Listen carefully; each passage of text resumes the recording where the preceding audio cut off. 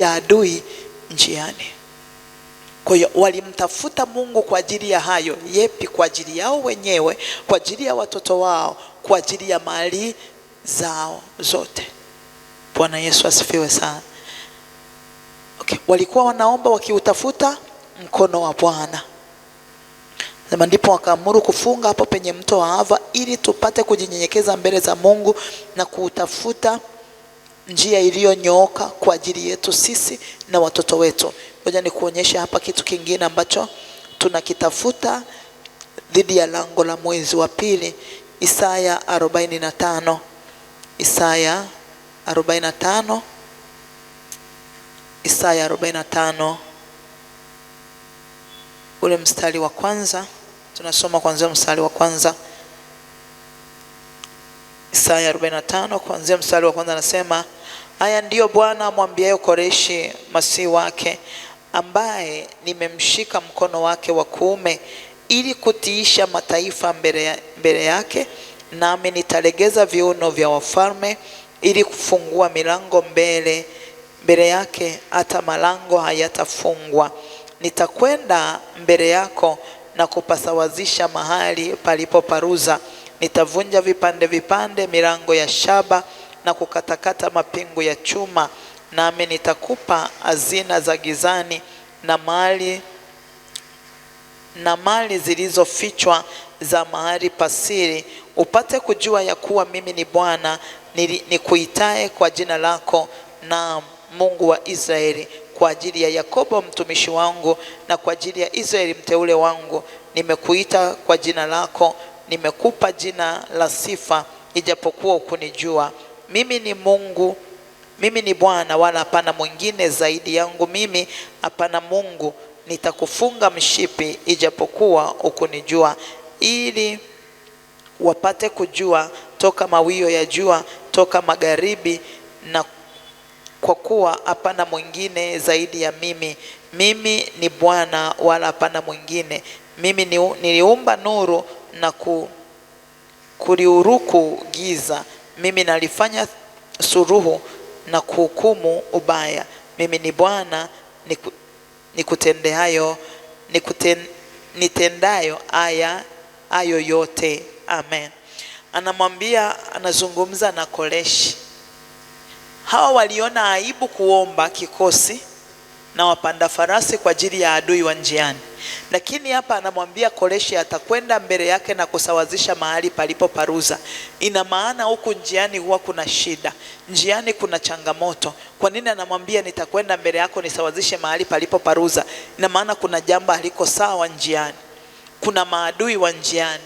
Lazima tuombe kwa ajili ya lango la mwezi ili Mungu atusaidie. Maombi unayoyaomba kwa ajili ya siku 7 za mwanzo wa mwezi ni msingi wa mwezi mzima, upate namna ya kubebwa ndani ya mwezi mzima, kwa sababu kuna maadui wa njiani.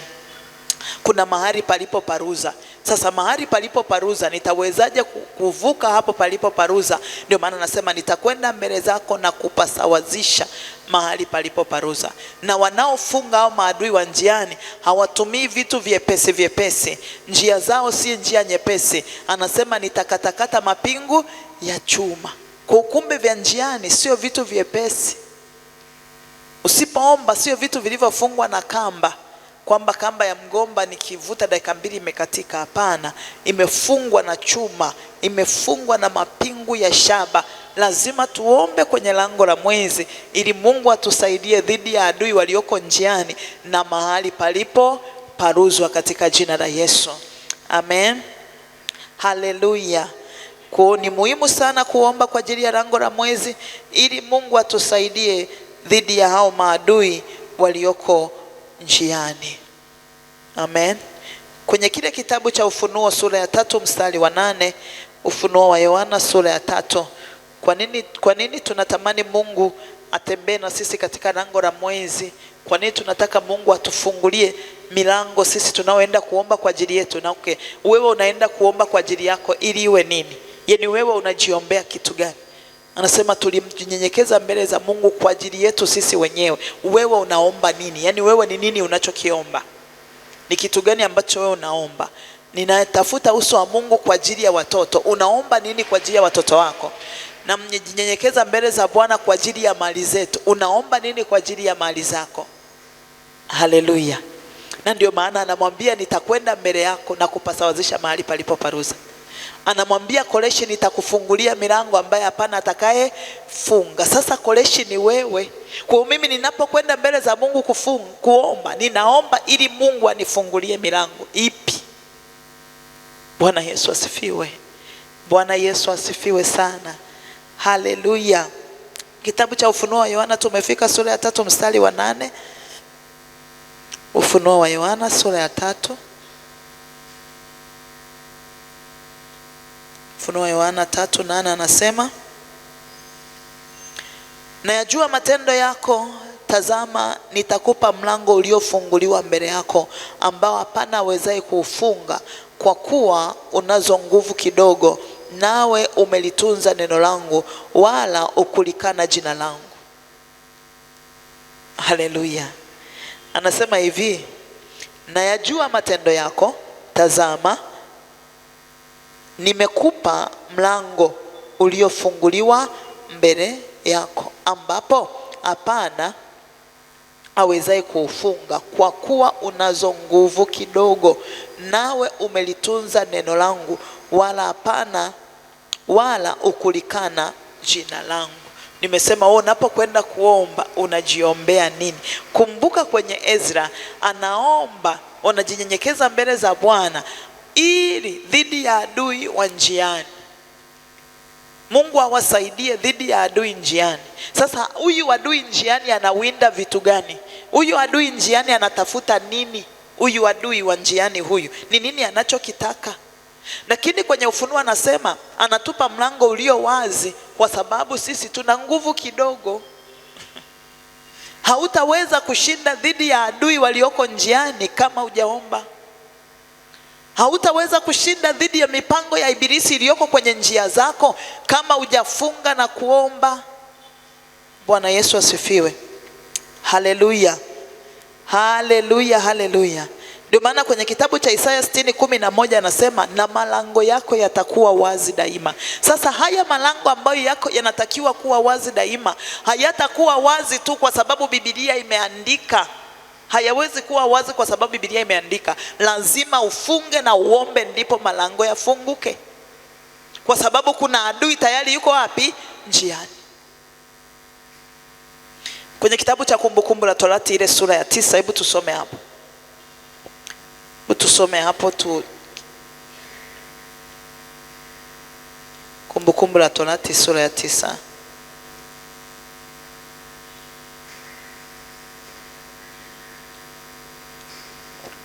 Kumbukumbu la Torati sura ya 9.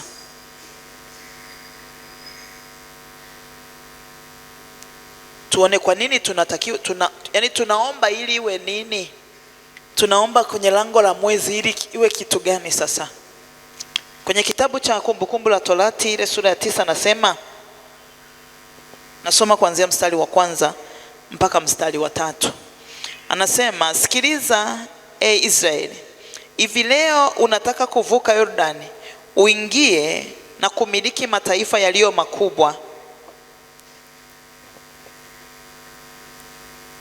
yenye nguvu kupita wewe, miji mikubwa iliyojengwa kuta hata mbinguni, watu wakubwa warefu, wana wa Anaki wajuao, uliokuwa ukisikia wakitajwa hivi, ni nani awezaye kusimama mbele ya wana wa Anaki? Mstari wa 3.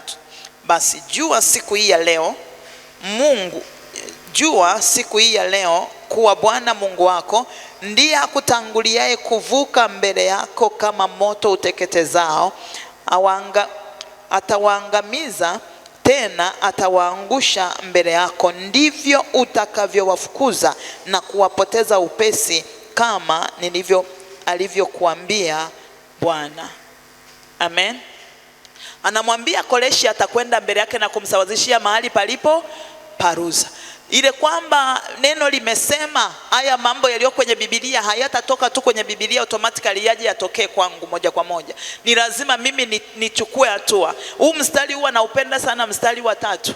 Yeye anasema ndiye atutanguliaye kuvuka mbele yetu kama moto, lakini kuna kipengele kinachonihusu mimi.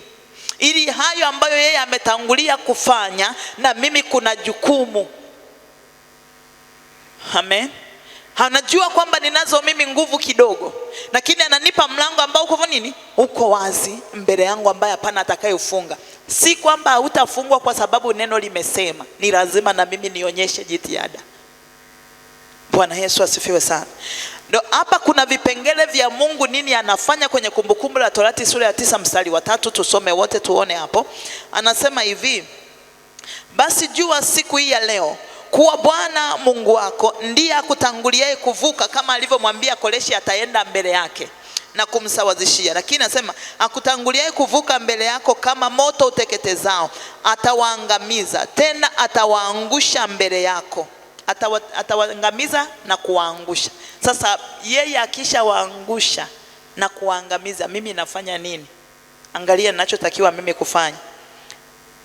Atawateketeza na kuangamiza tena. Anasema basi jua siku hii ya leo kuwa Bwana Mungu wako ndiye akutanguliaye kuvuka mbele yako, akutanguliaye kuvuka mbele yako kama moto uteketezao, atawaangamiza moja, tena atawaangusha mbele yako.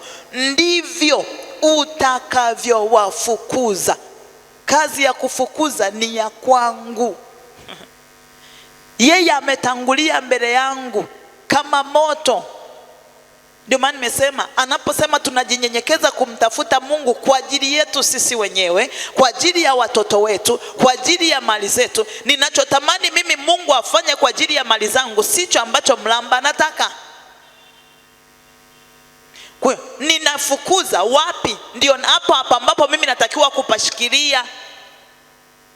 Ndivyo utakavyowafukuza. Kumbe yeye atapita mbele yangu na kuteketeza kama moto, atatangulia. Lakini kazi ya kufukuza kwamba nisichokitaka ni hiki, kwenye maombi tunamtafuta Mungu atusaidie dhidi ya adui walioko njiani. Lakini mimi ndio najua adui ameangalia wapi. Ni wapi ambapo mimi kwangu pana shida. Shida alionayo mtumishi hapa sio nilionayo mimi. Japo wote tukisimama tunasema tuna shida, japo wote tutasema tuna uhitaji, lakini uhitaji unatofautiana. Na ndivyo maana hapa hata tukienda tukapewa maji, lita moja za maji, nikiweka mdomoni kunywa, kuna mwingine atamaliza chupa nzima weke chini, mwingine atakunywa robo, mwingine atakunywa nusu, lakini wote tumekunywa maji. Kazi ya kufukuza sio ya Mungu, kwa sababu Mungu yeye anasema anatutangulia mbele yetu kama moto. Yeye yuko tayari kutusaidia. Na ndio maana Ezra anasema waliona haya kuomba, tupe msaada, tupe kikosi, tupe farasi wa kutusaidia njiani, kwa sababu njiani kuna maadui. Hao maadui wameshika kitu gani? Wamekamata nini? Ni wapi ambapo unataka kuona mkono wa Bwana? Ni wapi unataka Mungu akushike kwa mkono wake wa kuume kama anavyomwambia Koreshi? Haleluya. Haleluya. Okay, kazi ya kufukuza nimesema ni ya nani? Ni ya kwangu. Sasa hii hapa sio ya kutafuta hata sio nani anisaidie kufukuza, kwa sababu mimi ndio naijua kinachonifukuza kikoje. Amen. Asema ndivyo utakavyowafukuza na kuwapoteza upesi. Kwa kazi ya kupoteza ni ya kwangu, kwa sababu mimi ndio najua hapa hiki kimeondoka au hakijaondoka. Hiki kitu bado kiko vile vile au kinaanza kuondoka, kuyumba kidogo. Kwa unapoona kitu kimeanza kuyumba, lazima nichochee, niongeze kwamba hapa sasa ninafukuza, lazima hiki kitu kipotee na kiondoke katika jina la Yesu. Amen. Kwa hiyo tunapojitafuta Mungu kwa ajili yetu sisi wenyewe, tunamtafuta kwa ajili ya milango yetu. Tunamtafuta Mungu kwa ajili ya malango yetu. Hiyo milango ambayo yeye tayari ameshaifungua. Kwenye hiyo milango iliyofunguliwa, adui yuko hapo hapo. Amesema kwenye kitabu cha Wakorintho wa kwanza 16:9, anasema kwa maana umefungulia mlango mkubwa wa kufaa sana. Sio mdogo, ni mkubwa, lakini katikati ya huo mlango wako wengi wakupingao. Haleluya. Haleluya. Haleluya, watu wa Mungu. Kwa hiyo tunapokwenda kuomba, Omba ukiwa unajua mimi kama mimi ninataka nini. Ezra ametuainishia vitu vitatu. Walimtafuta Mungu kwa ajili yao wenyewe, kwa ajili ya watoto wao, kwa ajili ya mali zao. Tunamtaka Mungu kwa ajili ya nini? Yaani wewe unataka kitu gani kwa ajili ya Mungu? Huo mlango unataka Mungu afanye kitu gani kwenye mlango wako? Na ni mlango upi ambao adui ameweka mkono? Anamwambia nitakwenda mbele yako na kusawazisha mahali palipo paruza. Ni wapi palipo paruza unapohitaji msaada wa Mungu? Amen. Amen, watu wa Mungu. Amen. Tunapokwenda kuomba sasa, tutaenda tumuombe Mungu atushike mkono. Tuombe Mungu atushike mkono. Tumwambie Baba tushike mkono tunapokwenda kwenye lango la mwezi wa pili. Mungu atutetee. Amen. Anapomwambia nimefungua mlango, kwa nini atufungulie mlango? Mungu anataka atufungulie mlango ili kukutoa katika jambo lolote ambalo unalipitia. Kazi ya yeye kukufungulia mlango, anakufungulia mlango kukutoa kwenye jambo fulani. Kwa nikiomba tu bora mradi Mungu nifungulie mlango, au Mungu nisaidie dhidi ya maadui njiani, au maadui wameshika kwenye kitu gani? Je, unataka Mungu akusaidie wewe kama wewe kwenye kitu gani? Ndio maana lazima moja kwa moja ukieleze mbele za Bwana. Amen. Ili akutoe kwenye hicho ambacho unataka akutoe, ili funga yetu isiwe funga ya hasara. Amen. Naomba tusimame. Naomba tusimame tukaombe.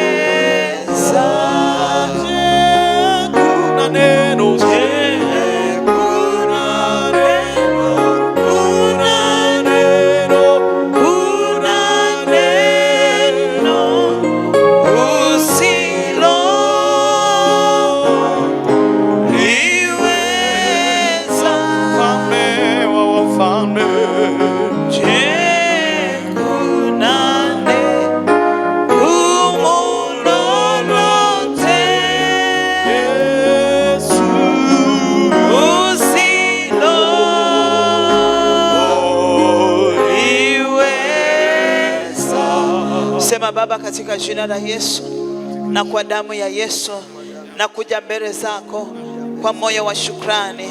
Ninajua mawazo yako ni mema juu yangu. Katika lango la mwezi wa pili bado unaniwazia mema, kwa kuwa imeandikwa, na yajua mawazo nayowazia ninyi ni mawazo ya amani, wala si ya mabaya, kuwapa ninyi tumaini siku zenu za mwisho, katika jina la Yesu. Mungu Baba, nakuja mbele zako katika lango la mwezi wa pili kwa damu ya Yesu. Na mwaga damu ya Yesu kwenye siku hii ya pili ya mwezi wa pili 2026. Asante Yesu kwa ajili ya siku ya leo ambao Bwana umenipa. Kwa damu ya Yesu Kristo na mwaga damu yako kwenye msingi wa mwezi huu kwa jina la Yesu. Tunakwenda kwenye ulimwengu wa roho, tunamwaga damu ya Yesu kwenye kila Jumatatu ya mwezi wa pili. Tunamwaga damu ya Yesu kwenye kila Jumanne ya mwezi wa pili. Tunamwaga damu ya Yesu kwenye kila Jumatano ya mwezi wa pili. Tunamwaga damu ya Yesu kwenye kila Alhamisi ya mwezi wa pili. Tunamwaga damu ya Yesu kwenye kila Ijumaa ya mwezi wa pili kwa jina la Yesu. Tunamwaga damu ya Yesu kwenye kila Jumamosi ya mwezi wa pili kwa jina la Yesu. Tunamwaga damu ya Yesu kwenye kila Jumapili ya mwezi wa pili kwa jina la Yesu. Maana imeandikwa, ni nani basi takayejiweka wakfu kwa ajili ya Bwana? Baba, katika jina la Yesu tunajiweka wakfu kwa ajili yako katika mwezi wa pili kwa jina la Yesu. Sisi na nyumba zetu, sisi na mali zetu, na watoto wetu, na ndugu zetu, na kanisa lako, na usharika wetu kwa jina la Yesu, na watumishi tunajiweka wakfu kwa ajili ya mwezi huu. Bwana Yesu, kama neno lilivyosema, waliamua kufunga ili kujinyenyekeza, kuutafuta uso wako. Nasi Bwana tuko mbele zako, tunazidi kuomba na kujinyenyekeza. Tunautafuta uso wako kwa ajili yetu wenyewe na watoto wetu na mali zetu na kanisa lako na taifa letu kwa jina la Yesu. Bwana Yesu, tunaomba mkono wako ule wenye nguvu na ulio hodari ukatushike Bwana, ukatushike Bwana, ukatushike Bwana. Shika watoto wetu, shika kazi zetu, shika biashara zetu, shika kanisa lako, shika usharika wetu kwa jina la Yesu. Bwana Yesu, nyosha mkono wako ukatushike Bwana, kama ulivyomwambia Koreshi utamshika mkono wa kuume wa haki yako. Nasi tunakuomba ukatushike Bwana kwa mkono wako ulio hodari ndani ya mwezi huu kwa jina la Yesu. Tunakwenda kinyume na kila silaha zilizoelekezwa, zilizonyoshwa kuelekezwa kwetu kwa jina la Yesu, kwa kuwa imeandikwa, kila silaha itakayoinuka dhidi yangu haitafanikiwa kwa damu ya Yesu. Silaha yoyote iliyoachiliwa kwenye ulimwengu wa roho kwa ajili yangu, kwa ajili ya uzao wangu, kwa ajili ya kazi zangu, kwa ajili ya kanisa, kwa ajili ya taifa, tunamwaga damu ya Yesu. Tunamwaga damu ya Yesu kwa kuwa imeandikwa, kwa kuwa imeandikwa tuvunje mkono wake mdhalimu. Nasi tunavunja kila mikono iliyonyoshwa kwetu kututenda mabaya kwenye lango la mwezi wa pili kwa jina la Yesu, kwa damu ya Yesu. Baba, imeandikwa, panda ambalo ukulipanda Baba linang'olewa. Nasi tunakwenda kwenye ulimwengu wa roho, pando lolote lililopandwa ili kuota ndani ya mwezi huu tunang'oa sisi kwa damu ya Yesu, kwa jina la Yesu. Tunang'oa magonjwa, tunang'oa ajali, tunang'oa mauti, tunang'oa habari mbaya ndani ya mwezi wa pili kwa jina la Yesu. Haya, nenda mbele za Bwana, ng'oa, haribu na silaha zote za adui zilizopangwa ndani ya mwezi wa pili. Walijinyenyekeza kutafuta uso wa Bwana kwa ajili yao wenyewe na watoto wao na mali zao. Rapasakarama, rapasaka ya manderebosai, rapashanda, rapasaka, rikosakata, imandaramasai. Kwa jina la Yesu chochote kilichopandwa, kilichoachiliwa ndani ya mwezi wa pili kwa ajili yetu na watoto wetu na kazi zetu na biashara zetu, kwa jina la Yesu, hayo mapando tunang'oa sisi kwa jina la Yesu. Tunang'oa vyote walivyovipanda kwa ajili ya watoto, kwa ajili ya kazi, kwenye biashara. Mapando ya mauti tunang'oa kwa jina la Yesu. Mapando ya ajali tunang'oa kwa jina la Yesu. Rapasaka rapokoria resakata imandarabasa rapakata oria masa rapashanda resaka rikokoria manda rapasaka kwa jina la Yesu. Haribu silaha zao, haribu vitendea kazi vyao ambavyo kuzimu inatumia kutushambulia, ambavyo vimeandaliwa kwenye ulimwengu wa roho ili kutudhuru ndani ya mwezi huu. Kamata, mwaga damu ya Yesu siku kwa siku, iachilie damu. Anasema, alimwambia Musa wamwage damu, wapake kwenye mimo na vizingiti vya juu. Anasema akiona damu, mharibu hataingia kuharibu wala halitawapata pigo. Na tunaachilia damu ya Yesu, tunaiachilia damu ya Yesu, tunaiachilia hiyo damu. Omba mtu wa Mungu, achilia damu ya Yesu, iachilie damu ya Yesu ya Agano Jipya, ikatutetee dhidi ya adui walioandaliwa ndani ya mwezi wa pili, walioandaliwa siku kwa siku. Mwaga hiyo damu. Anasema akiona damu, mharibu hataingia kuharibu wala pigo halitatupata. Rapa sekerebosa rapa shanda andorobosaka rapa kata ya masa rapa kota ya masanda ndaramaseke. Tunaachilia damu juu ya afya zetu, juu ya majina yetu, juu ya mili yetu. Tunaachilia damu ya Yesu juu ya watoto wetu. Tunaachilia damu ya Yesu juu ya mali zetu na nyumba zetu na taifa letu na kanisa la Bwana na usharika wa Kinyerezi. Tunamwaga damu ya Yesu kwenye miradi, kwenye mipango, kwenye msingi wa ujenzi. Rapa kota ya mando rapa saka oria masa rapa kota ya masaka rapa shendere masa rapa koria manda. Pando la mauti ng'oa dhidi yako, pando la magonjwa ng'oa. Kataa kulazwa hospitali, kataa kuumwa, kataa uharibifu wa namna yoyote ambao kuzimu imeupanga,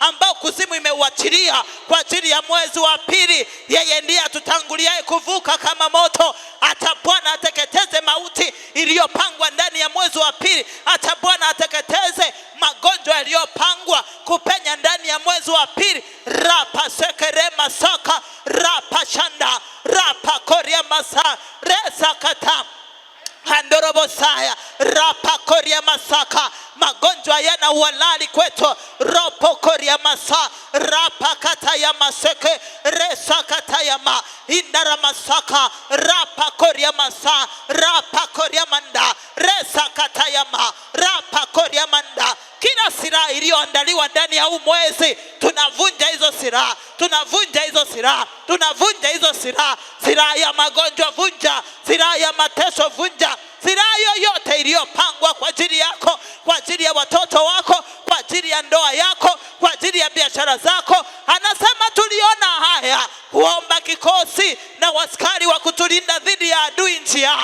Andiriko sakara makora, au maadui walioandaliwa, au maadui waliopangwa kwa ajili ya kazi yako, kwa ajili ya biashara, kwa ajili ya ndoa, kwa ajili ya uzao wetu, au maadui wa njiani. Hata Bwana akawapangue, hata Bwana waangamize na kuwapoteza upesi. Rapa sekerianda. Tunawafukuza kwenye biashara, tunawafukuza kwenye ofisi zetu, tunawafukuza kwenye familia zetu, tunawafukuza kwenye nyumba zetu.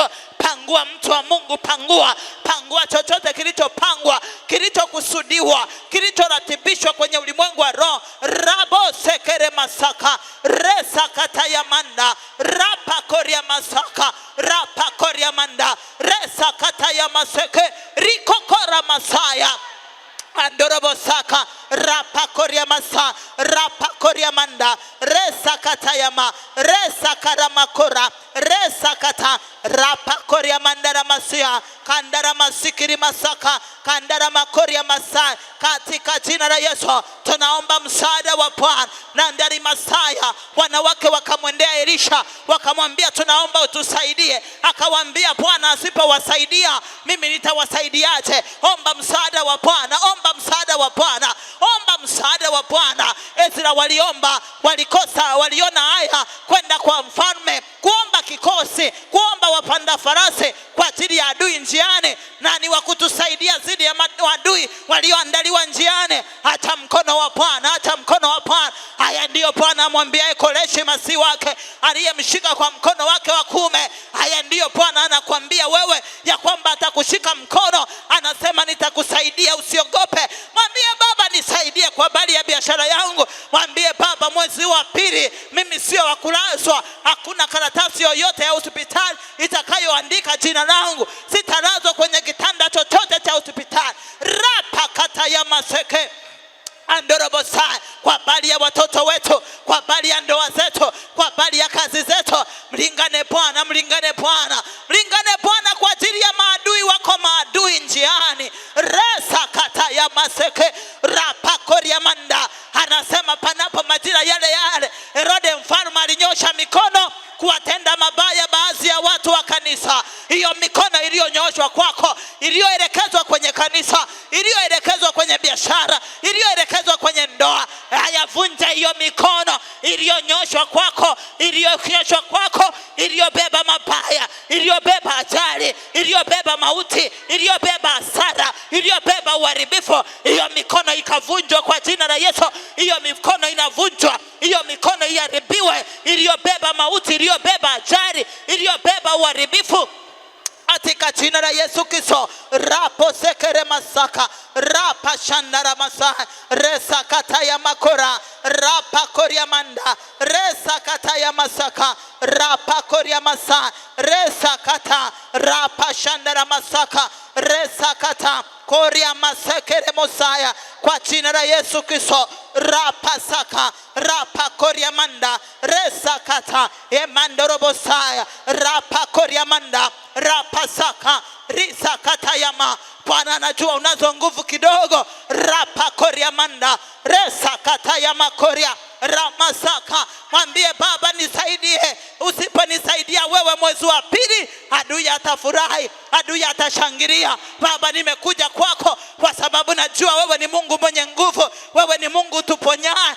na kwa kupigwa kwako sisi tumepona. Wewe unatupa msaada. Anasema akupelekee msaada toka patakatifu pake. Mwambie Baba achilia msaada wako, achilia malaika wa kunilinda njiani, nisije nikajikwaa mguu wangu katika jiwe. Nisaidie Roho Bwana, peleka malaika wa kunitoa katika mauti iliyoandaliwa, peleka malaika wa kunitoa kwenye ajali iliyopangwa, peleka malaika wa kunitoa kwenye uchungu na huzuni ulioandaliwa kwenye ulimwengu wa roho. Maana ingawa tunaenenda katika mwili, hatufanyi vita kwa jinsi ya mwili. Silaha za vita vyetu sisi si za mwili, bali zina uwezo katika Mungu. Hata uwezo wa Bwana upite kwenye malango yako na biashara na kazi. Rama sekerianda zina uwezo katika Mungu hata kuangusha ngome. Tunaangusha ngome za magonjwa mwezi huu, tunaangusha ngome za mauti, tunaangusha ngome za uharibifu, tunaangusha kila ngome iliyoandaliwa kwa damu ya Yesu Kristo.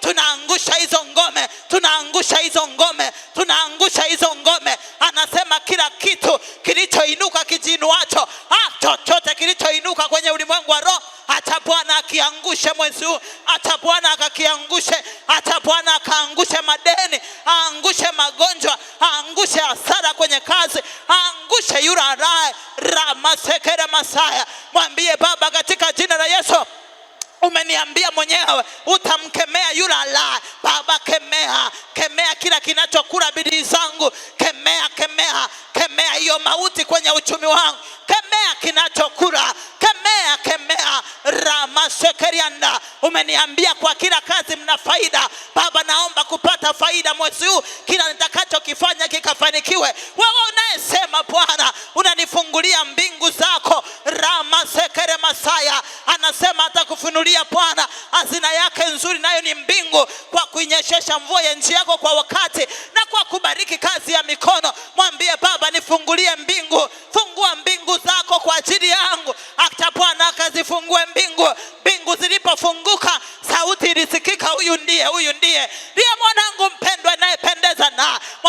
Baba nifungulie mbingu kwa ajili ya nafasi yangu, kwa ajili ya kazi yangu, kwa ajili ya biashara yangu, kwa ajili ya watoto wangu. Fungua mbingu kwa ajili ya ndoa zetu Yesu. Baba tufungulie mbingu kwa ajili ya afya zetu Bwana. Ramasekere masaka rapakata ya maseke rimandorobosaya. Atakufunulia Bwana hazina yako nzuri, naye ni mbingu. Hata mbingu ziwe wazi kwa ajili yetu mwezi huu. Hata mbingu ziwe wazi. Tunajinyenyekeza kutafuta uso wa Bwana. Jinyenyekeze mtu wa Bwana, mwambie Baba nifungulie mbingu zako. Mbingu zilipofunguka sauti ilisikika kutoka juu, sauti ya utambulisho. Mwambie Baba nitambulishe kwa upya ndani ya mwezi huu. Achilia utambulisho mpya kwa ajili ya kazi yangu, kwa ajili ya biashara yangu, kwa ajili ya utumishi wangu, kwa ajili ya ndoa yangu. Baba achilia utambulisho upya mwezi huu Bwana. Achilia utambulisho mpya, achilia utambulisho mpya. Mbingu zikiwa wazi, oria masakata. Anasema mnazijua amri zilizoamriwa na mbingu. Hata mbingu zitangaze haki. Anasema ataziita mbingu kuwa hukumu watu wake. Hata mbingu zitufungukie kwa ajili ya usharika wa Kinyerezi. Hata mbingu zifunguke kwa ajili ya ujenzi mahali hapa. Raba sekere masaya. Anasema atatoa mvua ya nchi kwa wakati. Mwambie Baba usininyime chochote mwezi huu. Wewe unayetubarikiaga riziki siku kwa siku, ukanibarikie, ukanibarikie riziki kwa siku, ukanijalie Bwana, ukanijalie riziki. Anasema kwenye Luka, yeye ndiye anayetukirimia riziki siku kwa siku. Hata Bwana akupe riziki yako, hata Bwana akupe riziki ya siku kwa siku, tusipungukiwe. Rama Zakarianda, yeye ndiye mchungaji wetu. Hatutapungukiwa na kitu, hatutapungukiwa na kitu, hatutapungukiwa na afya, hatutapungukiwa na amani, hatutapungukiwa na fedha, hatutapungukiwa na utulivu, hatutapungukiwa na chakula katika mwezi wa pili. Wewe mwezi wa pili sikia neno la Bwana, na sisi tunanena na maneno yetu yatatonatona kama umande. Ndivyo itakavyokuwa katika jina la Yesu. Hatutapungukiwa na kitu ndani ya mwezi wa pili. Mbingu zetu zitakuwa wazi. Anasema na mbingu zilizo juu ya vichwa chake zimekuwa shaba. Tunakwenda kwenye ulimwengu wa roho. Yeye amesema atakatakata mapingu ya chuma na kuvunja vunja mapingu ya shaba. Hayo mapingu ya shaba, hiyo roho ya shaba kwenye mbingu inabomoka, inavunjwa. Tunabomoa na kuangusha ili mbingu zetu ziachiliwe. Anasema na ardhi iliyo chini ya miguu yake imekuwa chuma. Tunabomoa kwenye ardhi chochote kilichoachiliwa kutuzuia mwezi huu. Tunakibomoa, tunakiangusha, tunakiteketeza. Maana silaha tulizonazo sisi si za mwili, zina uwezo katika Mungu hata kuangusha ngome na kuangusha mawazo na kila kitu kilichoinuka kijiinuacho juu ya elimu ya Bwana. Chochote kilichoinuka bomoka kwa jina la Yesu. Anguka kwa jina la Yesu. Angusha magonjwa, angusha madeni, angusha mateso, angusha mauti kwa jina la Yesu. Kandara basikiri masa rapa kata ya masaka resa kara masaya rapa koria manda resa kata ya makoria riko sakara masaka rapa kota ya masanda rapa koria manda resa kata ya makoria riko sekete ya manda katika jina la Yesu Kristo Nazareti. Inua mkono wako juu. Ufunuo amesema hivi, anakufungulia mlango ulio wazi kwa sababu anajua unazo nguvu kidogo. Nenda mwambie Mungu, nifungulie milango, niondolee aibu mwezi huu. Kama waliona haya kuomba kikosi kwa mfalme, kuomba farasi kwa mfalme dhidi ya adui njiani, hata madeni ni adui, hata magonjwa ni adui, hata kuishiwa, kukosa chochote, kuanza kutangatanga kuomba misaada kwa watu ni adui. Sasa wanamjua Mungu tuliye naye. Hawa ndio wanaoomba, hawa ndio wale, hao ndio watu tunaokutana kanisani kila siku. Leo hii watukute kweli mwezi huu tunaenda kukopa kopa kwenye nyumba za watu, tunaenda kuhangaika kutafuta haya ndarabasaka.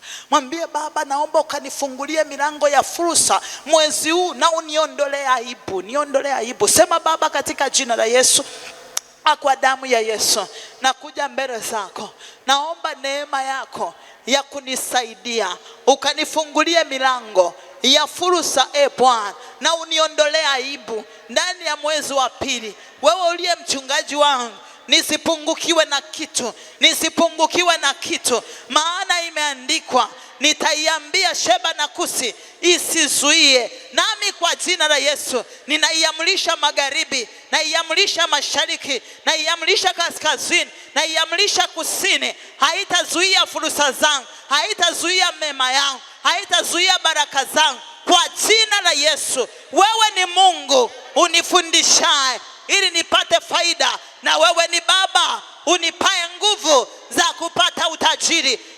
Yesu Kristo, naomba hizo nguvu za kunifanikisha ndani ya mwezi huu, kwa kuwa imeandikwa, kila nilifanyalo litafanikiwa. Fanikisha kazi zangu, fanikisha ninachokifanya kikanipe matokeo makubwa kwa jina la Yesu. Maana imeandikwa, kwa kila kazi mna faida. Baba, nipe kuona faida ndani ya mwezi wa pili katika jina la Yesu. Tunaenda kinyume na kufanya kazi za kuchosha kama Simon walivyosema. Tumefanya kazi za kuchosha usiku kucha tusipate kitu. Tunakataa roho za hasara, roho za kukosa, roho za hasara, roho za kukosa ndani ya mwezi wa pili. Funguka kwa jina la Yesu. Haya, mwambie Bwana akufungulie mbingu, mwambie Baba akufungulie malango ya fursa yatakayokusaidia akakuondolea aibu. Anasema tuliona haya kwenda kwa mfalme kuomba kikosi, kwenda kwa mfalme kuomba, kwenda kwa watu kuomba kukopa hela,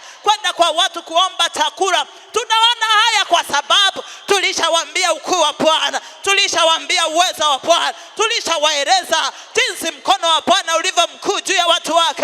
Leo hii twende kuomba, tunakataa rapasekere masaya. Baba, naomba ukanifungulie milango iliyobeba fursa zangu. Rapasekere masaka andara basaya, rapa seketa, rapa shandara masaya, rapa kata ya masaka. Baba, tufungulie milango ya mema, tufungulie milango ya mema, tufungulie milango ya kufaa. Umesema umetufungulia mlango wa kufaa sana, lakini wako wengi watupinga. Roho za upinzani, toka achia biashara zetu, toka achia malango yetu. Roho ya ugumu, roho ya chuma, roho ya pingu, pasuka kwa jina la Yesu, pasuka kwa jina la Yesu. Ugumu wa kila namna katika njia zetu tunapasua, tunaharibu kwa damu ya Yesu. Tunafukuza chochote ambacho adui amekiachilia katika malango yetu, ili tusipate faida, tusipate matokeo na yule aliyeinuliwa kula fedha zetu. Roho za magonjwa, roho za madeni, habari mbaya,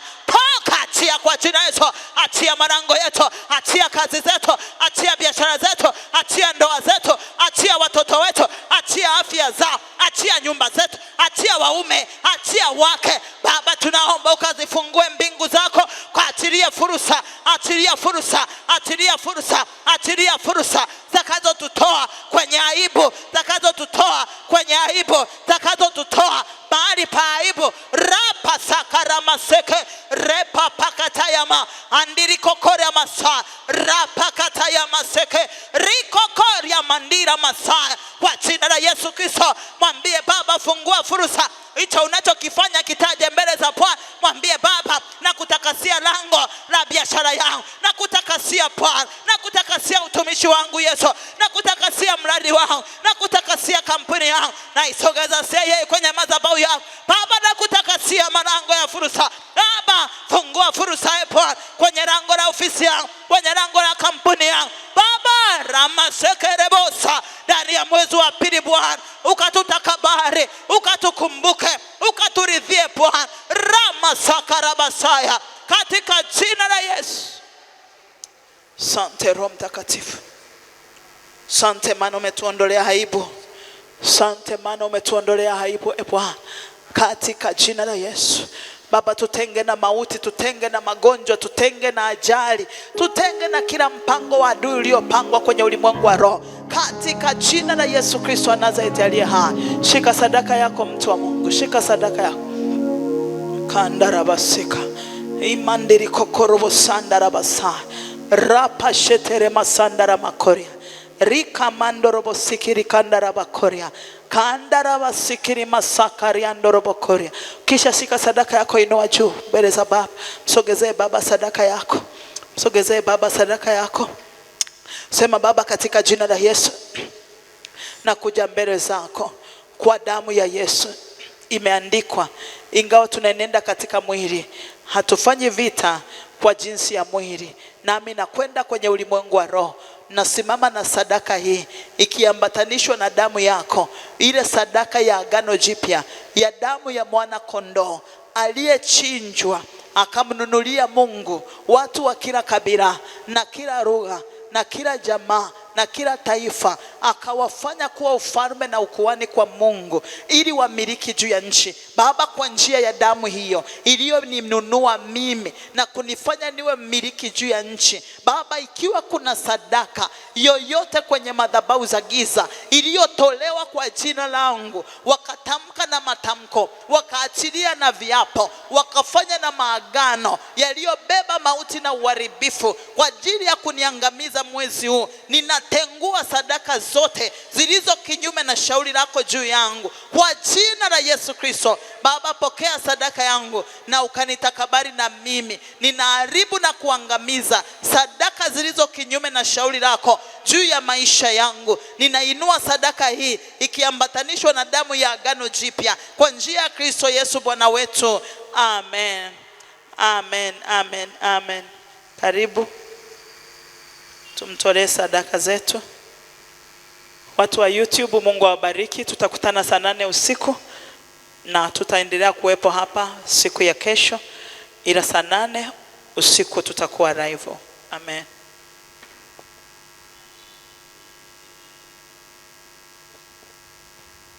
Heri kumjua Yesu Bwana, Roho amka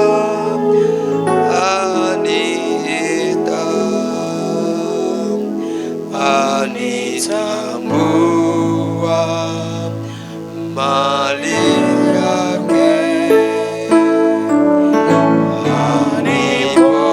anipotezi niko kwake.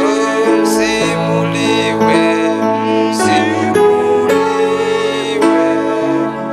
sifa zake, ana mwenzake moja pekee, afurahisha moyo kweli. Yeye ni Yesu, tumtukuze. Yeye ni nani? Yeye ni Yesu, tumtukuze. Basi tushiriki neema ya Bwana wetu Yesu Kristo na upendo wa Mungu Baba na ushirika wa Roho Mtakatifu ukae nasi sote sasa na hata milele. Amen. Basi nimkaribishe mwenyekiti. Bwana Yesu asifiwe. Siku ya Ijumaa kama kawaida yetu tunakesha. Haleluya. Kwa hiyo hatutakuwepo hapa jioni muda huwa saa 12, lakini tutakuwepo usiku kwa ajili ya mkesha. Haleluya.